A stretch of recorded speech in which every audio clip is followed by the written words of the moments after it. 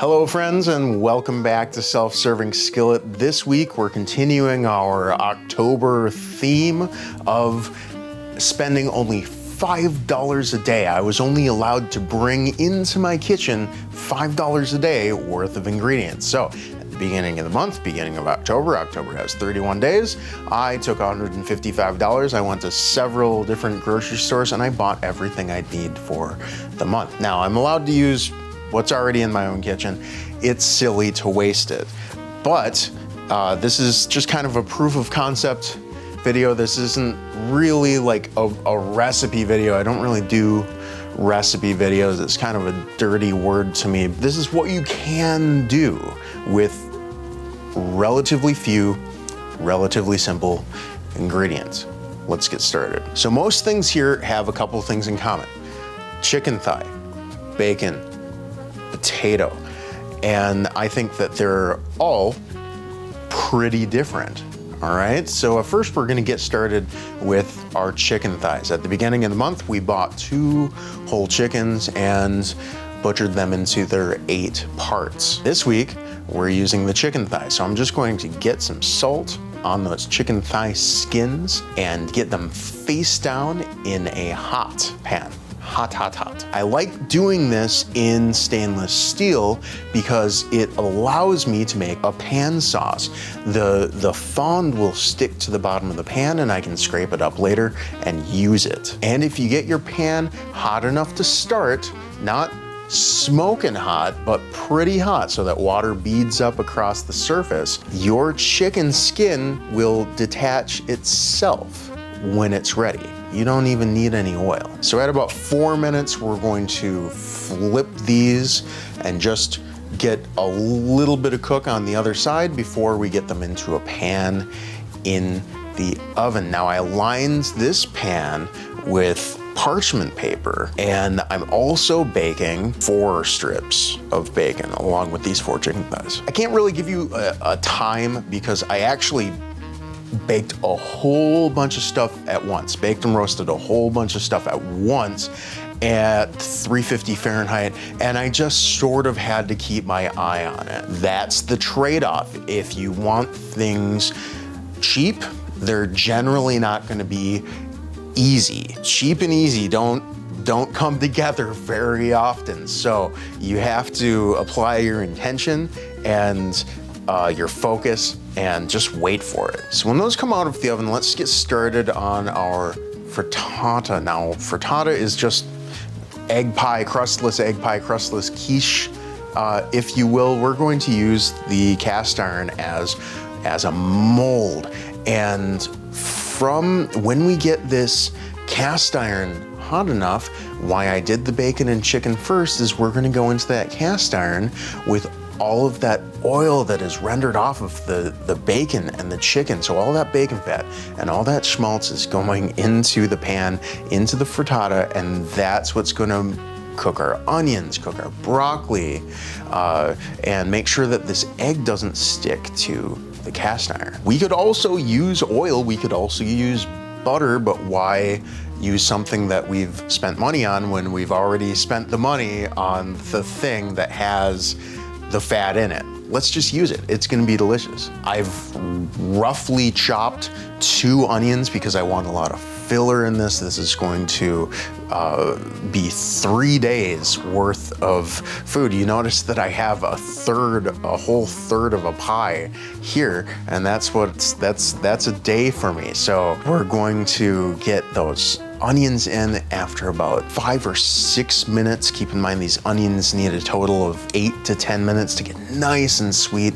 After about 5, going in with that broccoli. That broccoli has been frozen, so it has a little bit of cellular damage already, and it doesn't need that much cooking time. So we're gonna go in with the broccoli, get that coated in oil. Then I'm gonna go in with 2 cloves of garlic. Nothing special about 2 cloves of garlic. That's just what I had. That's all I had to put in this. I've been using granulated garlic this whole month, and I've been saving my 2 cloves of garlic for this guy. So while all of that is cooking, let's get into these chicken thighs. And ideally you want to wait till they're a little more cool. I'm just impatient. So I went in with some tongs in place of my fingers, and there's one bone. You just want to cut along the bone, cut to the side of the bone, cut to the other side of the bone, and underneath in that one bone should come right out. And I'm gonna take one chicken thigh, that's probably about 3 or 4 ounces of chicken on this chicken thigh. I'm going to chop it one way and chop it the other way and get it into my pan, along with 2 of my slices of bacon are going into this frittata. So I'm just going to chop these in what I consider to be manageable bites. This is already gonna taste mildly of bacon because we're using bacon grease, but there's no problem with having just that little bit of bacon chew in there. Oh, it's gonna be so good. This probably took about 18 minutes at 350. Again, I was moving a lot of stuff in and out of the oven, and you just have to watch it. You're not gonna get good at this unless you get used to watching it. You know what things look like when they're done, and when it's done, it's gonna look done on the top. It's not gonna jiggle anymore when you shake the pan. I'm gonna let this cool, run a knife along the inside to make sure nothing's sticking, and then flip it over onto a board. Then we release, hopefully. Bang the pan around a little bit. Hopefully it'll release. And if it doesn't, it's still gonna be delicious. You can make like a frittata scramble. Let's stop talking and less talky, more eaty. That's what I'm here for, is for the food. What else did I do to this? You want to salt it. I think I forgot to pepper it, but that shouldn't be an issue.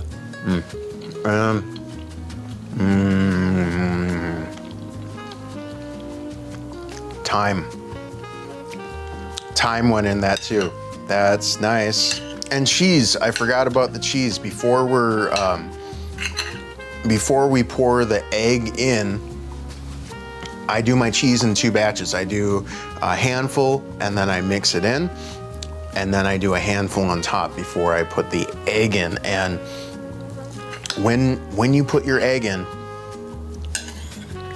you're just gonna pour it straight in, and you're gonna wait until it starts bubbling slightly, and that's when we take it off and put it in the oven. This is really good. This is full of flavor. We have our nice sweet onions. We have a little bit of garlic. We have some cheese in there, some gooey cheese, and the bacon and chicken thigh really give it that nice meaty mouth feel, even though there's not a lot of meat in here. 1 chicken thigh, 2 strips of bacon. This is really good. I'm gonna be pretty happy eating for this for the rest of the month, rest of the week. All right, I gotta chill out on that because I've got more things to eat today, and I don't want to get too full. What I wanted to do for the frittata, for sort of a breakfasty thing, was make some hash browns. And in this episode, you're gonna see me make a lot of mistakes, which is good because you're gonna make mistakes too. So how do we fix those mistakes and make them into something that we want to eat? Well, I boiled my potatoes for too long. These are Yukon Golds. And ideally you wanna use russets. I got Yukon Golds for the whole month because they're sort of a bridge in between the starchy potato and the waxy potato. I boiled these for too long, and I went in with my seasonings, sort of seasoning this to be a hash brown, and everything sort of fell apart on me. So I stopped the camera. I said, all right, I'm gonna make this into a mashed potato. I melted down a stick of butter and got it in there with just a little bit of heavy cream. And now I have mashed potatoes for not even really the rest of the week. I probably have mashed potatoes for a couple of weeks. And these, you know, even though I dressed them to be, have sort of a breakfast flavor profile, they smell amazing, and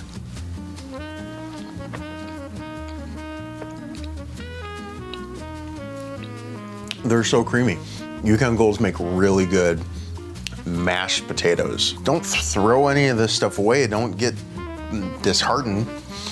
You can always, most oftentimes, you can save something and turn it into something else. Even if you're gonna, if you add too much of something like salt, something that seems unfixable, you can always add more of what you were using before, and then the amount of salt in your dish stays the same, but the ratio goes down. All right, so then we have this chicken salad sandwich, and first I have to address this bun here. So for the last special event, I don't even know what it was, I was gifted this sourdough starter, and it came in the form of a packet of dried sourdough starter, and it is like 125-year-old sourdough from France or something, and it smells really good. You don't need this, right? It actually smells kind of fruity. That's nice. I like that a lot. You don't need this, and it really doesn't matter that it's that old, because eventually it is going to take on the wild yeast of my area of central Minnesota. So it is very nice, a very nice thing, and it has some cool history to it, but it's pretty unnecessary. You can do this yourself, and in a year's time, mine is going to be exactly the same as yours. I'm also not that great at doing sourdough. I am not a baker at all, but that doesn't mean that I can't do it, and that doesn't mean that you can't do it. I've said before that recipe is a dirty word to me. Well, in baking, you kind of need a recipe, so that's what I've got right here. So what did I do? 193 grams of water, 100 grams of starter, mix that all up, 292 grams of all-purpose flour, and 9 grams of salt. Leave it out for 2-3 hours, maybe. Dump it out, fold it over a couple of times, and I wanted buns, right? I wanted individual servings. I like crust. All right, the slice of bread is nice, but I want an all-encompassing, crusty sourdough. So here's what I did is I cut it into 4 and put those 4. Now you need some sort of mold because this is a high hydration dough, but I don't have a banneton. I don't have one of those little baskets that you put it in, but what I do have are ring molds. So this wasn't totally the best choice. I really wish that I had put a piece of parchment paper down on this baking sheet, because everything stuck to the baking sheet, and I had to get super fine with the serrated knife to get these off of here and soak this baking sheet forever. So learned from my mistakes. Put that parchment paper down. I'm gonna link some in the description below. That is already cut for you. You don't have to cut it yourself and make weird sizes. And once that's in the ring molds, I just covered it with another baking sheet and left it to sit for about 4 hours until I was ready to bake it. You want it to rise, not necessarily double in size, but you need it to have like a proof of concept that it's going to rise. I got that into a 350-degree Fahrenheit oven for probably about 40 minutes, just sprinkling with water as I went. This isn't a rocket science sourdough. I just wanted the flavors of sourdough in a bun, and that's really what I got. The ring molds came off pretty easily when I ran a knife inside, but like I said, put some parchment paper down, or if you have a sill mat, put that down and it's gonna be just fine. What we did to the chicken salad was just another chicken thigh, and I have 2 servings of this. I have 2 servings of the chicken thigh chicken salad, and all I put in there was the rest of that Kewpie mayo that we made a couple weeks ago for the ramen episode. And the rest of it was just tomatoes and oregano. Now this was another mistake. it wasn't really a mistake, but it didn't go according to plan, and my mayo broke when I put it in there. It all turned to oil again, and I was just gonna roll with it. But then I thought, hey, we've got all that mustard powder. Mustard will stick to oil and water. Let's try to bring it back with mustard, and if it doesn't work, then I'm fine with it. Let's just roll with it. And it actually ended up working pretty well. It's not 100% emulsified, but it is a lot thicker, and I'm pretty happy with the results. So let's get into it. Let's figure it out. So tomatoes and oregano are the only other things I put in there. I love tomatoes and oregano together. Sourdough bun, chicken salad.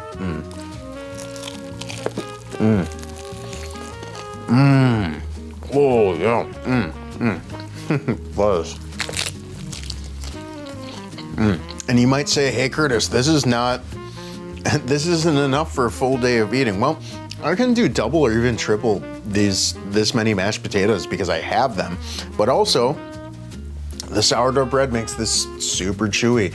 You savor, you eat more slowly, and as anyone that can tell you that has taken a sandwich and picked it up and eaten it and then forgot about it, you get more full when you eat more slowly. So this is great. The chicken thigh, it's definitely filling. Nice, fatty cut of meat. There we go. Tomatoes and oregano, one of my favorites. We have here another sandwich, another sourdough sandwich, only this time what we did here was after that chicken thigh came out of the pan, I went into that pan with a little white wine vinegar. You could use white vinegar if you wanted to. You could use lemon juice if you wanted to. You could even use water, and this would work. It would just be a little bland. Scrape up all of that fond on the bottom of the pan, everything that the chicken left behind, and then we're gonna turn off the heat, and we're gonna go in with a knob of butter at a time and just slowly stir this in with their heat off, and all that residual heat from the pan is gonna let that butter melt. It's gonna turn this into a pan sauce. So what are we gonna do with that pan sauce? Well, it's just too good to leave. It's one of the most efficient ways to clean your pan, but also it just makes for such a delicious complement to whatever meat or veggies. You can make a veggie pan sauce from the nice Maillard reaction off the veggies, but it makes such an amazing complement to whatever you're making. So what I'm gonna do is take my remaining 2 chicken thighs, which I'm gonna leave whole because those are going to be sandwiches for the week. It's 2 servings of sandwiches, 2 servings of whole chicken sandwiches, 2 servings of chicken salad sandwiches, and 3 servings of frittata. That's 7 for the week. Chicken thighs come out, my sourdough goes in. I'm going to cut it in half and put it face down in the sauce and let it soak up as much as I can. And then we're gonna build the sandwich. And I want a little bit of cabbage down on the bottom here. This sandwich is missing sort of a crispy element, so I want the cabbage on there. Nice sort of vegetable flavor, as well as the sauce. And the extra sauce, I'm just gonna put that on top of the cabbage. It's gonna be delicious. Chicken on top of the cabbage, and bacon, 1 slice cut in half, crisscrossed, across the top. It's gonna be delicious. But before we talk about that, let's talk about our potato salad.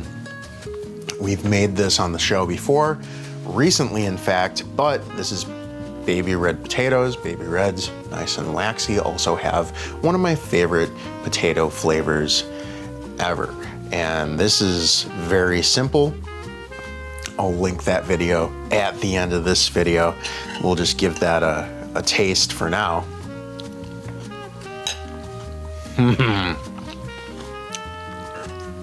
Super nice and creamy. And I have a lot of this too. I probably have 3 servings of this potato salad, so I can have extra if I want to. All right, that's the bite right there. A little bacon, chicken, it's not a coleslaw, what is it? It's a cabbage. There's cabbage.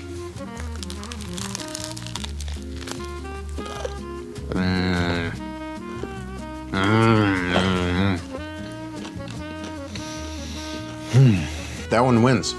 Acid makes things interesting. And there's definitely some acid in that chicken, in the chicken in the pan sauce.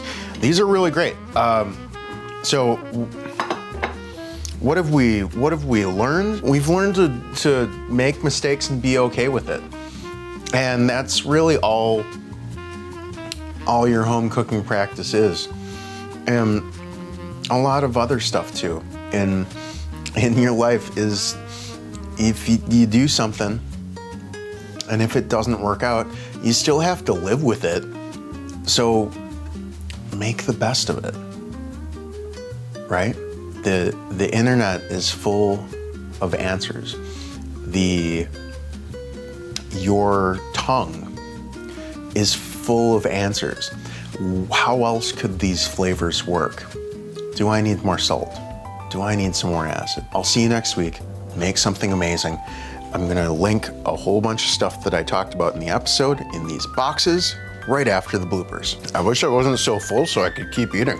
All right, Dr. Malcolm, I don't know what's up with you. You're fed. You have catnip. I don't know. I just don't know. Tell me. Please tell me what you need.